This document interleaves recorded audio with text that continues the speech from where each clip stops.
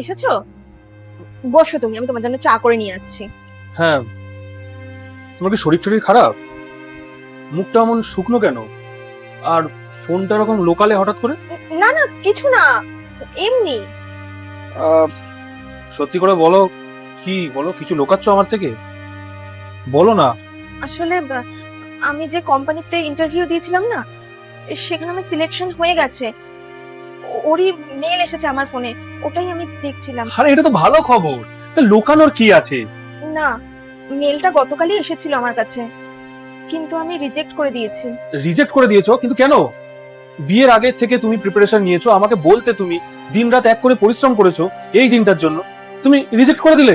বিয়ের আগের কথা আলাদা ছিল অরণ্য, তখন শুধু আমি নিজের কথা ভাবতাম, কিন্তু এখন আমার বিয়ে হয়ে গেছে। আমি যদি এখন চাকরিতে যাই, আমাকে সেই সকাল সকাল বেরোতে হবে, আর বাড়ি ফিরতে ফিরতে অনেকটা রাত হয়ে যাবে। তাহলে এই সংসারের কাজ, তোমার দেখাশোনা, এই ঘরের কাজগুলো কখন করব? আরেকটা কথা ভেবে দেখো তো, আমি যদি এখন জবে যাই, আশেপাশের লোকজন কি বলবে, বা ফ্যামিলির লোকজনই বা কি বলবে, যে বিয়ের পরেই মেয়েটা এখন চাকরি করতে ছুটছে, সংসারে তার মনই নেই।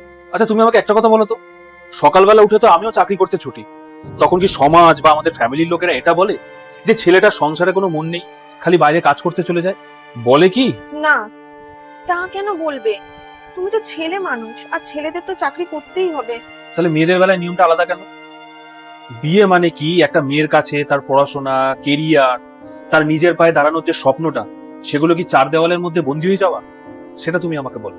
বিয়ে তো একটা সুন্দর পার্টনারশিপ, আর সংসারটা তো তোমার একার নয়, আমারও। কিন্তু আমি চলে গেলে ঘরের এত কাজ। দরকার হলে সংসারের কাজ আমরা দুজন মিলে একসাথে করব, দরকার হলে লোক রাখবো, কিন্তু সমাজ কি বলবে সেই ভয় তুমি নিজের কেরিয়ার, নিজের স্বপ্ন এগুলোকে গলা টিপে মেরে ফেলবে? সেটা আমাকে বলো। দেখো, সমাজ সবকিছুতেই কথা বলবে। তুমি যদি আজকে কিছু না করো, ঘরে বসে থাকো, তাহলে সমাজ কি বলবে বলো তো? যে মেয়েটার কোনো যোগ্যতা নেই, মেয়েটা বসে বসে বরের টাকায় খাচ্ছে। আবার তুমি যদি বাইরে কাজ করতে যাও, সেখানেও বলবে যে মেয়েটার সংসারের প্রতি কোনো টান নেই, তাই সারাক্ষণ বাইরে বাইরে পড়ে থাকে। সমাজের কথা শুনে কি চলা যায়, বাঁচা যায়? সেটা তুমি আমাকে বলো। এখনই ওদের মেল করো, এবং তুমি জানাও যে তুমি ইন্টারভিউতে যাচ্ছ। তোমার একটা পার্সোনাল কারণের জন্য তুমি হয়তো তখন রিজেক্ট করেছিলে, কিন্তু সেটা তুমি ওদের জানাও।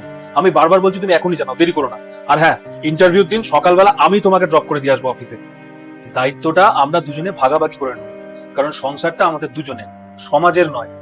নাও, এবার তাড়াতাড়ি করে ওদের মেল করো, গো ফাস্ট, তাড়াতাড়ি করে, আমি ততক্ষণে ফ্রেশ হয়নি। আর আমি আসার পরে যেন আমাকে খুশি খবর দিতে পারো।